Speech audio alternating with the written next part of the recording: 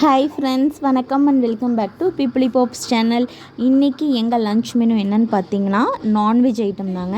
இது வந்து chilli fish, இது கூட 2 பரோட்டா, அப்புறம் குஸ்கா, பிரியாணின்னு எல்லாமே இருக்குது. பட் இது எதுவுமே வீட்டில் செஞ்சது இல்லைங்க, பார்த்தாலே தெரியும். கடையில் தான் வாங்கிட்டு வந்தோம். இன்றைக்கி கொஞ்சம் க்ளீனிங் ஒர்க் இருந்துச்சு, அது போக கொஞ்சம் உடம்பும் சரியில்லைங்க. அதனால் வீட்டில் எதுவும் சமைக்க முடியல. அதுவும் இல்லாமல் கொஞ்சம் சுருக்குன்னு சாப்பிட்ணும் போல் இருந்துச்சு. சரி, கடையிலே வந்து பிரியாணி மாதிரி வாங்கிக்கலான்னு வாங்கிட்டோம். இந்த கடை வந்து ரொம்ப ரஷ்ஷாக இருக்குங்க. பக்கத்தில் தான் இருக்குது கடை. ரொம்ப ரஷ்ஷாக இருக்கும். டேஸ்ட் வைஸ் வந்து ரொம்ப நல்லாயிருக்கும். பிரியாணியெல்லாம் வந்து குவான்டிட்டி வைஸுமே நல்லா நிறையவே தந்திருப்பாங்க.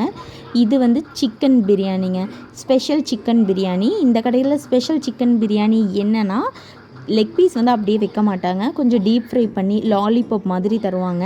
இதுக்கு பேர் தாங்க ஸ்பெஷல் சிக்கன் பிரியாணி. இதுக்கு ஒரு 20 ருபீஸ் எக்ஸ்ட்ரா.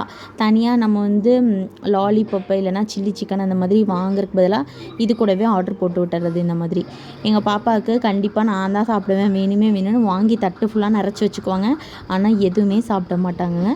அது போக வந்து குழந்தைகளுக்கு சிக்கன் கொடுக்கறது அவ்வளோ உடம்புக்கு நல்லதில்லை. அதுக்கு பதிலாக நீங்கள் கடல் மீன் வெரைட்டிஸ், அப்புறம் வந்து மட்டனில் ஈரல், சுவரொட்டி இந்த மாதிரி கொடுங்க. ரொம்ப உடம்புக்கு ரொம்ப நல்லது. எங்கள் பாப்பாவுக்கு நாங்கள் சிக்கன்லாம் அவ்வளோ தரவே மாட்டோங்க. சும்மா ஆசைக்கு எடுத்து வச்சுருப்பாங்க. அவங்களுக்கும் அது பிடிக்காது. ஏன்னா நாங்கள் வந்து ரொம்பலாம் தர்றதே கிடையாது. கடைசியாக தந்துடுவாங்க அவங்க, ஆசைக்காண்டி பிளேட்டில் எடுத்து வச்சுருக்காங்க. எனக்கு குஸ்கா வாங்கியிருந்தோங்க.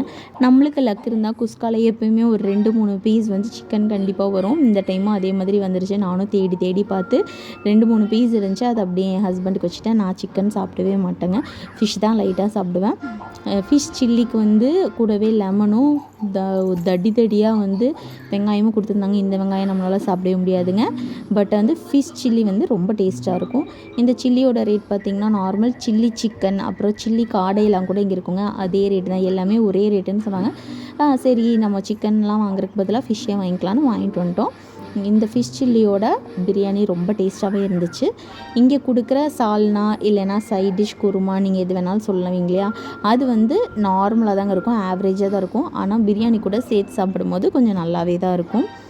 நான் வந்து ஸ்பெஷலாக என்ன பண்ணுவேன்னா, எலுமிச்சம்பழத்தை எல்லோரும் சில்லி கோபி இல்லைனா சில்லி சிக்கன், ஃபிஷ் சில்லிக்கு தாங்க போடுவாங்க.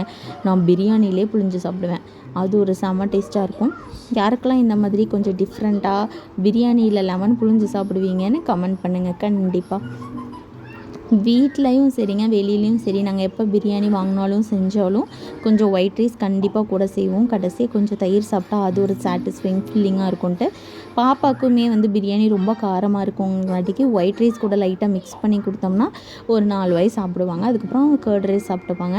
அதனால் நான் எப்பயுமே வந்து ஒயிட் ரைஸ் ஒரு டம்ளர் வைப்பேன். இன்றைக்கும் அதேமாதிரி வச்சு எடுத்தாச்சு. இவங்களும் கடைசியாக தயிர் சாப்பாடோடு முடிச்சிட்டாங்க. இன்றைக்கி எங்களோட சோம்பேறி லஞ்ச் இதாங்க.